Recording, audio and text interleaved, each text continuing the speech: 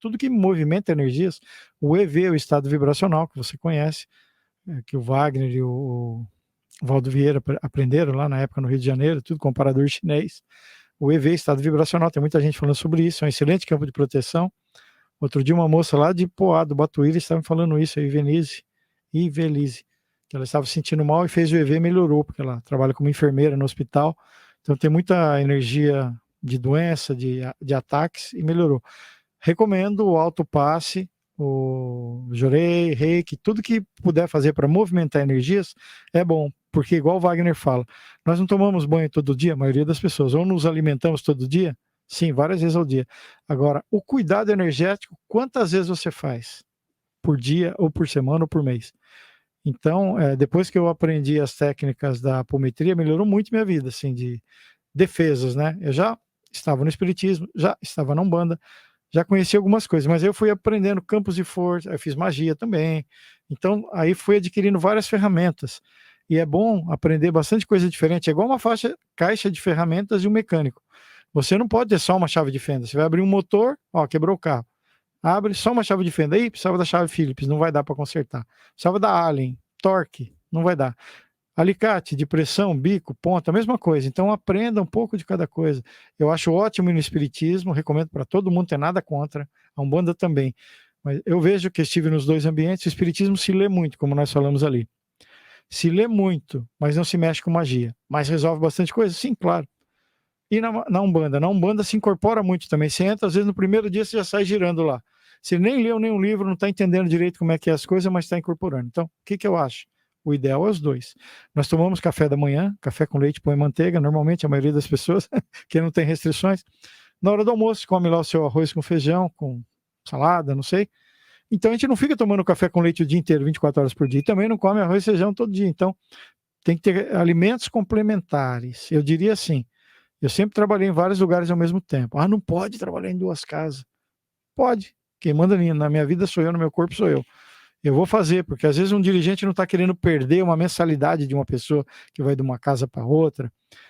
Se for duas coisas positivas do bem, que mal há, né? Você tem o seu pai e sua mãe que vai levar um lanche para você. Um leva uma comida, outro leva outra. Não pode, eu só posso comer aquela lá, essa aqui não posso. E quanto mais você aprende, a sua caixa de ferramentas fica melhor. Na hora de se virar, por exemplo. Poxa, está me vindo uma intuição de falar uma história aqui. Falando em caixa de ferramentas, bom, estava eu um dia na minha casa, minha filha não era casada ainda, a Débora, com o Diego, meu genro, e o Diego também, e a Débora estiveram no espiritismo, na Umbanda e na apometria comigo, né? E eles se afastaram para fazer faculdade, porque era durante a semana à noite. Então ficaram uns 5 anos mais ou menos sem frequentar a Umbanda e espiritismo, né? E um belo dia, um pouco antes de casarem, estavam na minha casa, eu escutei a minha filha dar um grito, pai, me ajuda aqui. Eu falei, o que aconteceu? Eu fui lá, o meu genro, que é enorme, tava parecendo uma Maria Mole, querendo ficar em pé, assim, caindo, tombando, né? Aí eu falei, mediunidade, né? E aí eu fui tentar tirar o espírito, fazer ele melhorar, fiz umas atrapalhadas lá na hora, aí, por isso que é bom ter várias ferramentas. Aí eu lembrei, falei, poxa vida, vou pedir pro Exu vir aqui cuidar, né? Ele tem, eu também tenho, trabalha conosco, né? Aí eu peguei uma vela e fui lá e mentalizei, pedi ajuda. Gente, Exu é trabalhador do bem. Eu sei que muita gente que está escutando aí pela primeira vez vai falar, isso é coisa do demônio. Não, nada disso. Exu é um soldado, estudem mais, tem bastante literatura explicando. Depois do Rubens Saraceni, principalmente, está muito bem explicado, são trabalhadores do bem, aplicadores da lei, ok? Igual um policial. Ah, mas tem um que faz o mal, então esse não é policial.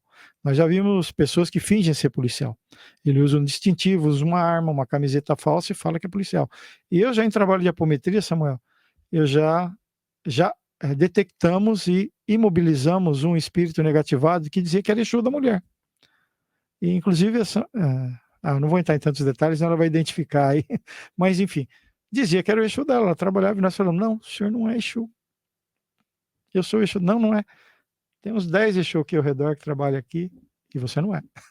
Os 10 estão falando a mesma coisa. Você quer medir força com eles? E aí mobilizaram ele. E aí eu fui explicando. E foi uma história bonita isso daí. Porque ele e essa mulher tinham um pacto que eles fizeram em encarnações anteriores.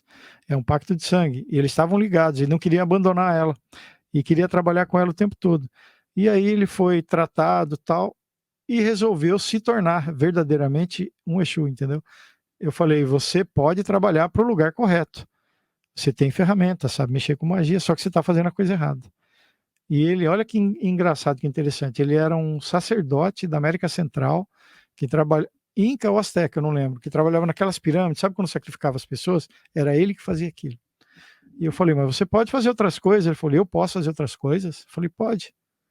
Os Exus têm um monte de ferramentas, né". Até desarmaram ele, né, ele ficou sem as ferramentas dele. "Eu posso fazer?" Eu falei: "Claro, você gostaria de fazer?" Aí ele: "Sim, eu gostaria". Então foi uma coisa interessantíssima. Um obsessor com muita capacidade, mas que estava fazendo algo errado, porque não entendia muito bem. E aí eu falei: "Você só está no lugar errado, você é um excelente profissional, digamos assim, só está fazendo para o mal, você tem que mudar de lado. Aí você vai entrar para uma escolinha de aprendizes de Exu, tá, existe isso daí? Existe. E aí quando você for autorizado, você se tornar, é quase igual um policial, tem que fazer academia, treinamento, você só pode fazer o que a lei determina, não é fazer maldade. Ah, me contrataram para tirar o marido, para trazer o marido, tirar a mulher, trazer a mulher, matar. Não é Exu que está fazendo isso, porque isso não é trabalho da lei e da luz. O Exu é um soldado que trabalha na penitenciária, trabalha no umbral, e para trabalhar lá você não pode ir com uma roupa de balé, pesando 10 quilos, 20 quilos, você tem que chegar lá com um porrete na mão, ser enorme para assustar, porque você vai ter que ter força para dominar o pessoal lá. E tem que saber mexer com magia, porque a hora que alguém estiver fazendo magia contra você, você reverte e mobiliza a pessoa. Ok? Então, esse Exu, eu não concluí a ideia lá com o meu genro. A hora que eu peguei e dei a vela, evoquei, ele estava todo mole, ele pegou na mão, na hora ele incorporou o Exu dele. Então, é uma história bonita, que serve de exemplo aí para a galera também. Incorporou, e falou, né, que se identificou: "Eu sou o Exu, trabalha com ele, tal, tal, tal. Eu estou aqui para chamar a atenção dele, que ele está muito relapso, muito relaxado.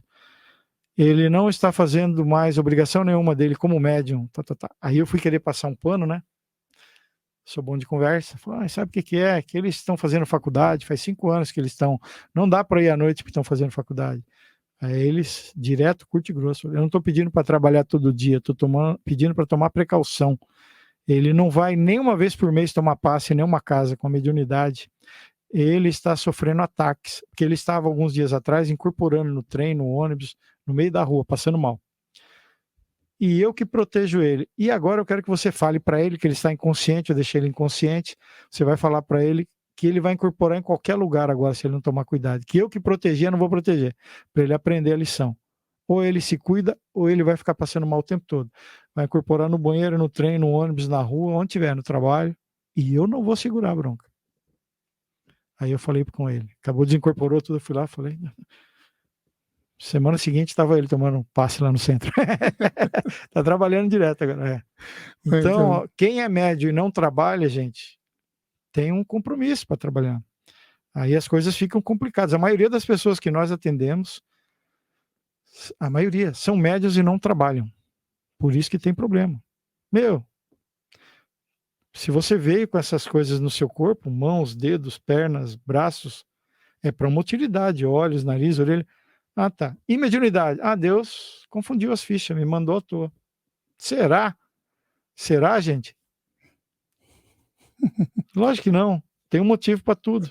Excelente, você acabou de assistir a mais um corte da TV Consciência Próspera. Espero que tenha gostado. Caso tenha interesse em assistir o episódio completo, basta clicar no link que está na descrição deste vídeo. E se você quer receber mais conteúdo sobre desenvolvimento pessoal, espiritualidade e autoconhecimento, se inscreva aqui no canal. Gratidão e que as melhores energias cheguem até você.